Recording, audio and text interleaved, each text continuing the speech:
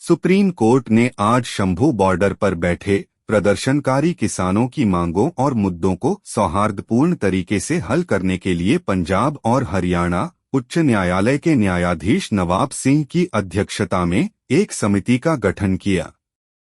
Justice Suryakant और justice उजल भुइया ने कमेटी को एक सप्ताह के अंदर पहली बैठक करने का निर्देश दिया है। शीर्ष अदालत ने कहा कि किसानों के मुद्दों का राजनीतिकरण नहीं किया जाना चाहिए और समिति को चरणबद्ध तरीके से इन मुद्दों पर विचार करना चाहिए। अदालत ने कहा कि किसान अपना शांतिपूर्ण विरोध प्रदर्शन दूसरी जगह स्थानांतरित करने के लिए स्वतंत्र होंगे। शीर्ष अदालत उच्च न्यायालय के आदेश को चुनौती देने वाली हरियाणा सरकार की अर्जी पर सुनवाई कर रही थी। हाई कोर्ट ने हरियाणा सरकार को अंबाला के पास शंभू बॉर्डर पर लगे बैरिकेड्स को एक हफ्ते के अंदर हटाने का आदेश दिया था। प्रधानमंत्री नरेंद्र मोदी ने पेरिस पैरालंपिक में पुरुषों की ऊंची कूदती 47 में रजत पदक जीतने पर निशात कुमार को बधाई दी है। 24 वर्षीय एशियाई खेलों के चैंपियन निशाद ने फाइनल में 2.04 मीटर की छलांग लगाई और यूएसए के रोड्रिक टाउनसेंड से स्वर्ण पदक हार गए। यह निशाद का दूसरा पैरालंपिक पदक है। उन्होंने टोक्यो में 2.06 मीटर की दूरी के साथ रजत पदक जीता। प्रधानमंत्री एक्स पोस्ट ने कहा कि निशाद ने हमें दिखाया है कि जुनून और दृढ़ संकल्प से सब कुछ संभव है। भारत खुश है। Olympic.com के मुताबिक निशात कुमार ने कहा कि मैंने अभ्यास के दौरान 2.10 मीटर की दूरी तय की थी, लेकिन आज मैं केवल 2.04 की दूरी ही पार कर सका, इसलिए मैं निराश हूं। निशात का रजत पदक पेरिस पैरा खेलों में भारत का 7वां और एथलेटिक्स में तीसरा पदक है। प्रीति पाल ने 100 मीटर और 200 मीटर T35 वर्ग स्पर्धा में कांस्य पदक जीते। भारत ने पैरा शूटिंग में 4 पदक जीते हैं। पेरिस में चल रहे पैरालंपिक खेलों के दौरान भारतीय एथलीट अच्छा प्रदर्शन कर रहे हैं। भारत के योगेश कथुनिया ने पैरालंपिक खेलों में पुरुषों की डिस्कस थ्रो F56 स्पर्धा में अपना लगातार दूसरा पैरालंपिक रजत पदक जीतने के लिए सीजन का सर्वश्रेष्ठ 42.22 मीटर बनाया। 27 वर्षीय खिलाड़ी ने 3 साल पहले टोक्यो पैरालंपिक में अपने पहले प्रयास में रजत पदक जीतने के लिए पोडियम क्लिनिंग दूरी तक डिस्कस फेंका था। 9 साल की उम्र में कथुनिया को गुइलेनबेरी सिंड्रोम का पता चला। इस बीच व्हीलचेयर पर रहते हुए उन्होंने अपनी मां मीना देवी की मदद से जीवन की कठिनाइयों पर विजय प्राप्त की। विशेष रूप से खिलाड़ी की मां ने उसे फिर से चलने के लिए मांसपेशियों की ताकत हासिल करने में मदद करने के लिए फिजियोथेरेपी सीखी। 2 पैरालंपिक रजत पदकों के अलावा उनके पास 3 विश्व चैंपियनशिप पदक हैं, जिनमें 2 रजत और 1 कांस्य शामिल हैं। पंजाब विधानसभा का 3 दिवसीय मानसून सत्र आज से शुरू हो गया। सत्र के पहले दिन प्रसिद्ध कवि और लेखक सुरजीत पातर और अन्य महत्वपूर्ण हस्तियों को श्रद्धांजलि दी गई, जिनका पिछले सत्र के अंत और वर्तमान सत्र की शुरुआत के बीच निधन हो गया। इस बीच विधानसभा की बिजनेस एडवाइजरी कमेटी ने आज श्रद्धांजलि देने के बाद अतिरिक्त समय तक बैठने का फैसला किया। इस 3 दिवसीय सत्र के पहले दिन सदन के सदस्यों ने पूर्व विधानसभा अध्यक्ष सुरजीत सिंह मिन्हास, पूर्व मंत्री सुखदेव सिंह ढिल्लों और सुरजीत सिंह कोहली, पूर्व सांसद कमल चौधरी, पूर्व राज्यसभा सदस्य गुरचरण कौर और पूर्व विधायक धनवंत सिंह को श्रद्धांजलि दी। इस दौरान स्वतंत्रता सेनानी सरदूल सिंह, कश्मीर सिंह, गुरदेव सिंह और जगदीश प्रसाद को भी याद किया गया। विधानसभा का पिछला सत्र मार्च में हुआ था। दिवंगत आत्माओं की याद में एक क्षण का मौन रखा गया। आम आदमी पार्टी के विधायक अमानतुल्लाह खान को आज दिल्ली में प्रवर्तन निदेशालय ने गिरफ्तार कर लिया। यह गिरफ्तारी विधायक के खिलाफ चल रही मनी लॉन्ड्रिंग जांच और कुछ अन्य मामलों के सिलसिले में की गई है। ईडी ने आज सुबह विधायक के ओखला स्थित घर पर तलाशी अभियान चलाया। बाद में उन्हें धन शोधन निवारण अधिनियम के प्रावधानों के तहत गिरफ्तार कर लिया गया। इससे पहले विधायक ने सोशल मीडिया पर पोस्ट कर दावा किया था कि प्रवर्तन निदेशालय की टीम उन्हें गिरफ्तार करने उनके घर पहुंची है। सूत्रों ने बताया कि मनी लॉन्ड्रिंग के एक मामले की जांच के सिलसिले में ईडी की टीम अमानतुल्लाह के ओखला स्थित घर पहुंची है। उन्होंने कहा कि दिल्ली पुलिस और सीआरपीएफ की एक टीम आप विधायक के आवास पर तैनात है। सोशल मीडिया प्लेटफॉर्म एक्स पर एक पोस्ट में अमानतुल्लाह ने कहा, ईडी की टीम मुझे गिरफ्तार करने के लिए मेरे घर पहुंची है। विधायक ने सोशल मीडिया पर एक वीडियो पोस्ट किया और दावा किया वे ईडी के हर नोटिस का जवाब दे रहे हैं, लेकिन इसके बावजूद इन सब के बीच ईडी की टीम मुझे गिरफ्तार करने के लिए मेरे घर पहुंची है। विपक्ष के नेता राहुल गांधी ने सोमवार को दिल्ली परिवहन निगम 43 कर्मचारियों होमगार्ड के मुद्दे पर देश का ध्यान आकर्षित करने की कोशिश की। कांग्रेस सांसद ने सोमवार को एक्स पर नौकरी की असुरक्षा और आर्थिक कठिनाई के मुद्दे पर प्रकाश डाला। उन्होंने कहा कि कोई सामाजिक सुरक्षा नहीं, कोई स्थिर आय नहीं और कोई स्थायी नौकरी नहीं होने के कारण अनुबंध श्रम ने बड़ी जिम्मेदारी वाली नौकरी को मजबूरी की स्थिति में बदल दिया है। यह प्रतिक्रिया राहुल गांधी द्वारा डीटीसी बस की सवारी करने के कुछ दिनों बाद आई है। बस यात्रा के दौरान उन्होंने बस ड्राइवरों, कंडक्टरों और मार्शलों से बातचीत की। राहुल गांधी ने एक्स पर लिखा कि जहां ड्राइवर और कंडक्टर अनिश्चितता के अंधेरे में जीने को मजबूर हैं, वहीं यात्रियों की सुरक्षा के लिए लगातार तैनात रहने वाले होमगार्ड को पिछले 6 महीने से वेतन नहीं मिल रहा है। उन्होंने कहा कि डीटीसी कर्मचारी देश भर के अन्य सरकारी कर्मचारियों की तरह ही हैं, लेकिन वे लगातार निजीकरण के डर में जी रहे हैं।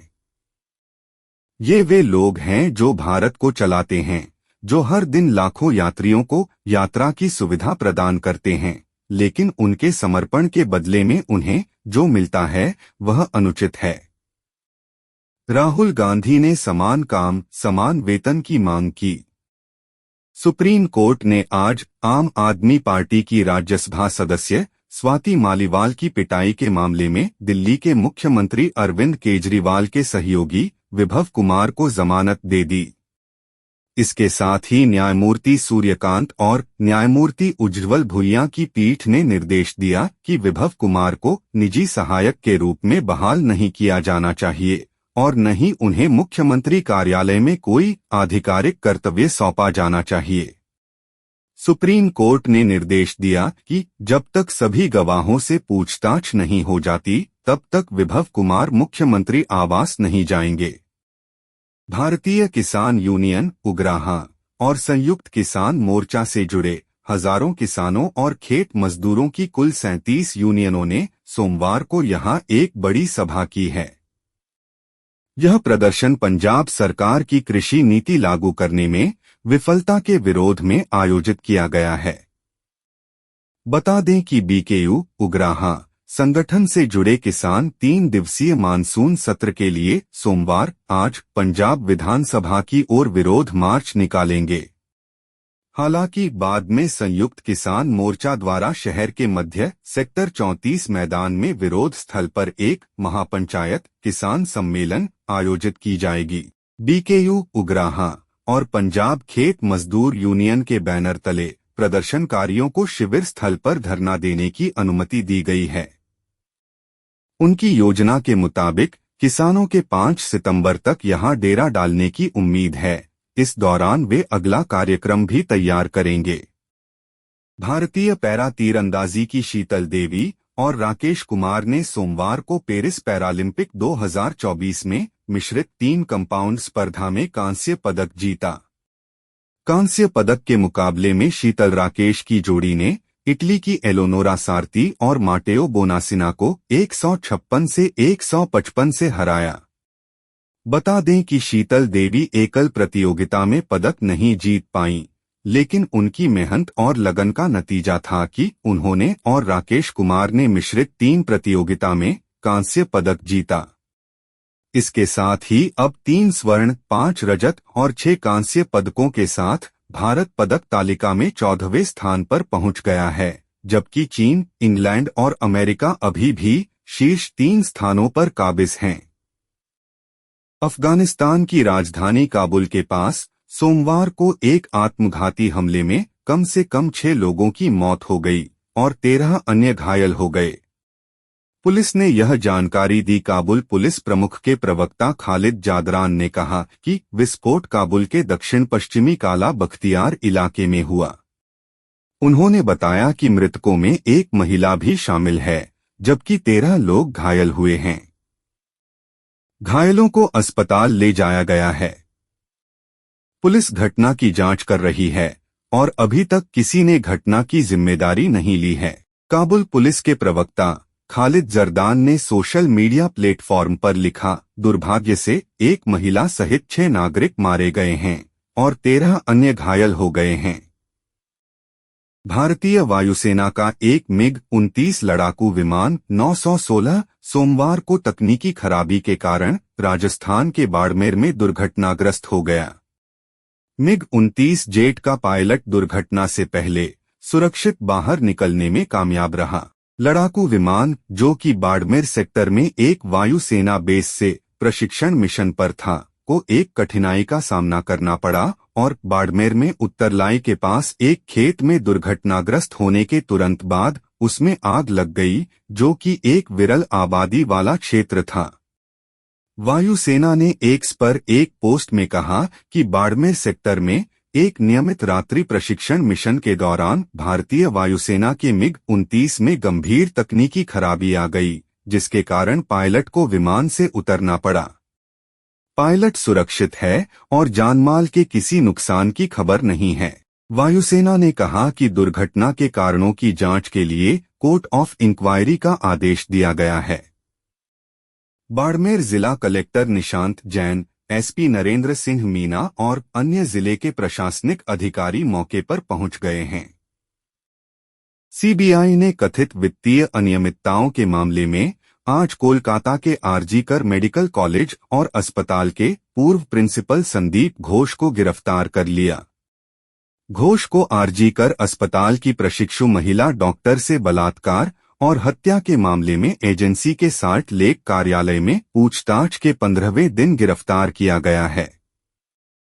अस्पताल के पूर्व उपाधीक्षक डॉ. अख्तर अली ने घोष के कार्यकाल के दौरान संस्थान में वित्तीय अनियमितताओं को लेकर शिकायत दर्ज कराई थी। दूसरी ओर रैली में शामिल फिल्मी हस्तियों और मानवाधिकार कार्यकर्ताओं समेत बड़ी संख्या में लोगों ने महिला डॉक्टर के साथ कथित बलात्कार और हत्या के विरोध में रात भर धरना दिया। सुबह 4 बजे तक धरना जारी रहा। वहीं कूच बिहार में रैली कर रहे बीजेपी कार्यकर्ताओं की पुलिस से झड़प के बाद पूर्व केंद्रीय मंत्री नीतीश प्रामाणिक को गिरफ्तार कर लिया गया है। इस बीच पश्चिम बंगाल के विभिन्न मेडिकल कॉलेजों के जूनियर डॉक्टरों ने पुलिस आयुक्त विनीत गोयल के इस्तीफे की मांग करते हुए आज कोलकाता पुलिस मुख्यालय लाल बाजार तक रैली निकाली। दूसरी ओर कलकत्ता उच्च न्यायालय ने पश्चिम बंगाल सरकार से 27 अगस्त को राज्य सचिवालय नबान्न तक आयोजित मार्च के संबंध में 4 लोगों की गिरफ्तारी से संबंधित सभी दस्तावेज जमा करने को कहा। यहां एक सैन्य स्टेशन पर सिर में गोली लगने से सेना के एक जवान की मौत हो गई। गोलीबारी के बाद सेना ने अलर्ट जारी कर घर घर तलाशी अभियान चलाकर किसी भी आतंकी हमले से इनकार किया है। अधिकारियों के मुताबिक पंजाब के रहने वाले नायक कुलदीप सिंह जम्मू के बाहरी इलाके में सुंजवान मिलिट्री स्टेशन पर गार्ड ड्यूटी पर तैनात थे जब उनके सिर में गोली मार दी गई। सूत्रों ने बताया कि प्रारंभिक जांच में संकेत मिले हैं कि युवक ने आत्महत्या की है। Social media company Meta AI ने यहां आत्महत्या करने की कोशिश कर रही एक लड़की की जान बचाई है। जानकारी के मुताबिक पति द्वारा छोड़े जाने के बाद से युवती परेशान चल रही थी। पुलिस अधिकारियों ने बताया कि 21 साल की लड़की आत्महत्या करने जा रही थी। उसने गले में फंदा डालकर वीडियो बनाया और सोशल मीडिया पर पोस्ट कर दिया। जैसे ही वीडियो वायरल हुआ, पुलिस महानिदेशालय कार्यालय के सोशल मीडिया सेंटर को मेटा से अलर्ट मिला। उन्होंने तुरंत गांव का पता लगाया और मौके पर पहुंचकर उसे आत्महत्या करने से रोका। मोहनलालगंज के एसीपी रजनीश वर्मा ने बताया कि सूचना मिलते ही पुलिस टीम मौके पर पहुंची और बच्ची को सुरक्षित बचा लिया। बच्ची के माता पिता इस घटना से पूरी तरह अनजान थे। एसीपी ने बताया कि महिला पुलिस अधिकारियों ने करीब 1 घंटे तक उसकी काउंसलिंग की। अब वह ठीक है और पुलिस लगातार उसके संपर्क में है। उन्होंने कहा कि पूरे मामले की जांच की जा रही है। वर्मा ने बताया कि महिला की शिकायत पर व्यक्ति को गिरफ्तार कर लिया गया है।